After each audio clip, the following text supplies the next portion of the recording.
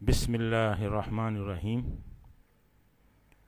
ابواب ثلاثی مزید کا سلسلہ چل رہا تھا، اسی کو کنٹینیو کرتے ہیں۔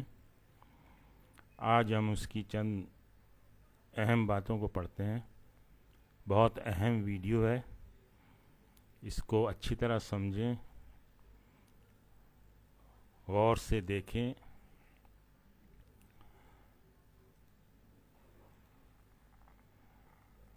یہ مصدر اور یہ باب کا خانہ ہے، اس میں مصدر اور باب ایک ہی ہیں، ان کے ماضی مضارع اور پھر اس کی خصوصیات۔ اس میں انشاءاللہ ہم 8 ابواب پڑھیں گے۔ پہلا ہے باب افعال،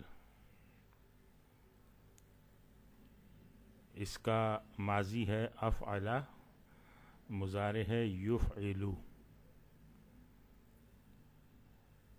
دیکھیں یہاں فا عین لام تھا، اس میں شروع میں ہم نے حمزہ کا اضافہ کر دیا تو یہ مزید فی بن گیا۔ یہ پہلا صیغہ ہے ماضی کا۔ اس کی خاصیت یہ ہے کہ یہ لازم افعال کو متعدی میں بدل دیتا ہے اور کسی بھی کام کو فوراً ہی ایک ہی دفعہ میں، ایک مرتبہ میں ہو جانے کا مفہوم دیتا ہے۔ دوسرا باب ہے تفعیل، اس کا ماضی ہے فعل، مضارع ہے یفعلو۔ یہاں بھی دیکھیں فا عین لام میں عین کلمے کا اضافہ کر دیا ہے تو یہ فعل بن گیا۔ اس کی خاصیت میں کہ یہ لازم افعال کو متعدی بناتا ہے اور کسی کام کا تدریجاً یعنی درجہ بدرجہ ترتیب کے ساتھ ہونے کا مفہوم اس میں پایا جاتا ہے۔ تیسرا ہے مفاعلہ، یہاں ہم نے فا کلمے کے بعد الف کا اضافہ کیا تو فاعل یفاعلو۔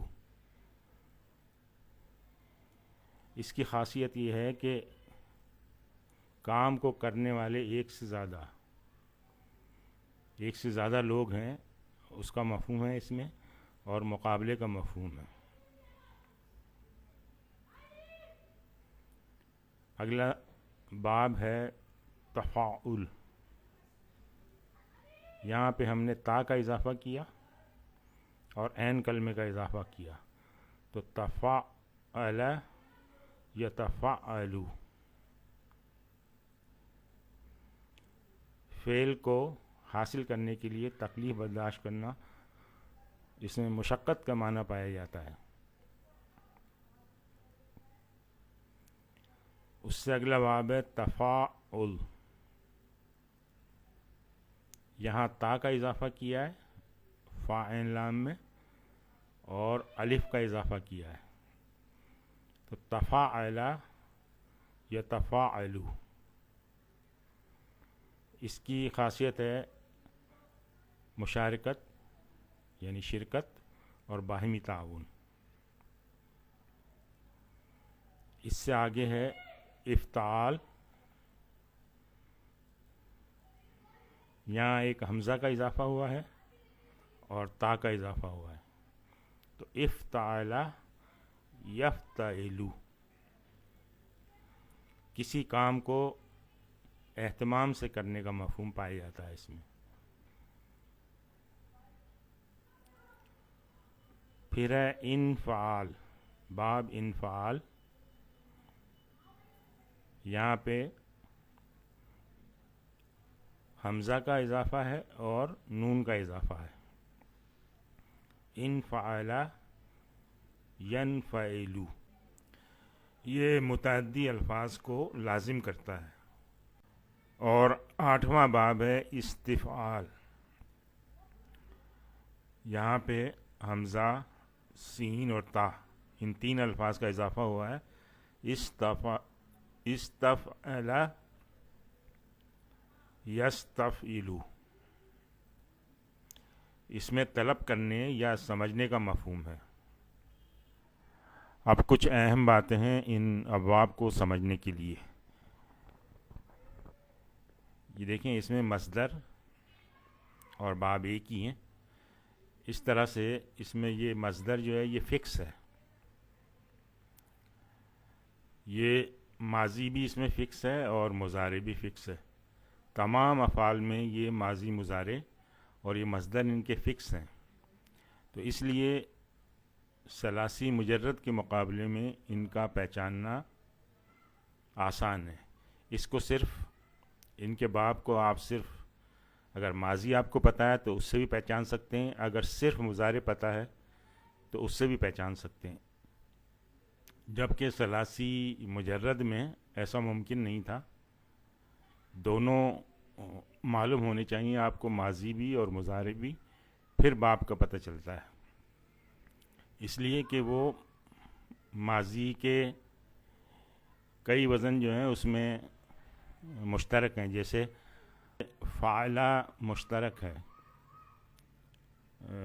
3 ابواب میں، فعلا یفعلو، فعلا یفعلو اور فعلا یفعلا۔ تو اس لیے مضارع اور ماضی کا وہاں پتہ ہونا ضروری ہے، تبھی اس کا مصدر معلوم ہوگا۔ اور وہاں پہ مصدر بھی فکس نہیں ہے، بلکہ وہ مصدر چینج ہوتے رہتے ہیں۔ یہاں پہ مصدر فکس ہے، ماضی فکس ہے، مضارع فکس ہے۔ اس لیے ان افعال کے مصدر اور باب ان کا پہچاننا ثلاثی مجرد کے مقابلے میں آسان ہے۔ پھر ایک چیز اور دیکھیں یہاں ماضی میں یہ 4 حروف ہیں، افعلا، فعلا، فاعلا، یہ 4 حروف ہیں۔ جب یہ ماضی میں جب 4 حروف ہیں تو یہاں مضارع میں یا پہ پیش آ رہا ہے۔ یہ دیکھیں، صرف یہی ابواب ایسے ہیں جن میں مضارع پہ پیش آتا ہے، یفعلو، یفعلو، یفعلو، اور باقی نہ ثلاثی مجرد میں نہ یہ باقی مزید فی میں بھی ان سب پہ مضارع میں یا کے اوپر زبر ہے۔ یہ دیکھیں، تو ایک یہ ڈفرینسیشن یہ ہو گئی، اس سے آپ پہچاننے میں آپ کو آسانی ہوگی کہ ان تینوں ابواب میں سے کسی ایک میں ہوگا یہ افعال، تفعیل اور مفاعلہ۔ دوسرا، یہاں دیکھیں تفعلا، یہاں صرف تا کا اضافہ کیا ہے اور ایک یہ نیا باب بن گیا ہے۔ اسی طرح یہ فعلا میں یہاں تا کا اضافہ کیا اور ایک نیا باب بن گیا۔ ٹھیک ہے، اس طرح بھی آپ کو یاد کرنے میں آسانی ہو جائے گی۔ پھر دوسری اہم بات ان 2 ابواب کی یہ ہے کہ اس میں فعل ماضی میں اور فعل مضارع میں زیر کہیں نہیں ہے، سب پہ زبر ہے۔ یہ دیکھیں، تفعلا یتفعلو، یہاں بھی تفعلا یتفعلو، زیر کہیں بھی نہیں ہے، سب پہ زبر ہے۔ پھر یہ 3 افعال جو شروع ہوتے ہیں یہ حمزۃ الوصل سے شروع ہوتے ہیں۔ یہ حمزۃ الوصل ہے، افتعال، انفعال اور استفعال۔ ان کو بھی ذہن میں رکھنا آسان ہوگا، ایک ہی سٹائل کے ہیں یہ، افتعال، اور یہاں فا کی بجائے یہ انفعال، اور سین اور تا اور ایڈ ہو گئے استفعال۔ تو اس طرح سے یہ افتعلا یفتعلو، انفعلا ینفعلو، استفعلا یستفعلو، یستفعلو۔ تو اس طرح سے یہ چیزیں آپ ذہن میں رکھیں گے تو ایک تو یہ باب کے نام یاد رکھنا آپ کو آسان ہو جائے گا، اور پھر ان کا ماضی اور مضارع یاد رکھنا آسان ہو جائے گا۔ اور جہاں تک گردان کا تعلق ہے، ہم نیکسٹ ویڈیو میں انشاءاللہ دیکھیں گے۔ گردان کا پیٹرن بالکل وہی ہے جیسے ثلاثی مجرد کا، بالکل وہی سٹائل ہے، اس میں کوئی فرق نہیں ہے۔ ایک گردان اگر آپ کو آتی ہے تو آپ ساری گردانیں جان سکتے ہیں۔ آج ہم یہیں پہ اکتفا کرتے ہیں۔ سبحانک اللہم و بحمدک، نشہد ان لا الہ الا انت، نستغفرک و نتوب الیک۔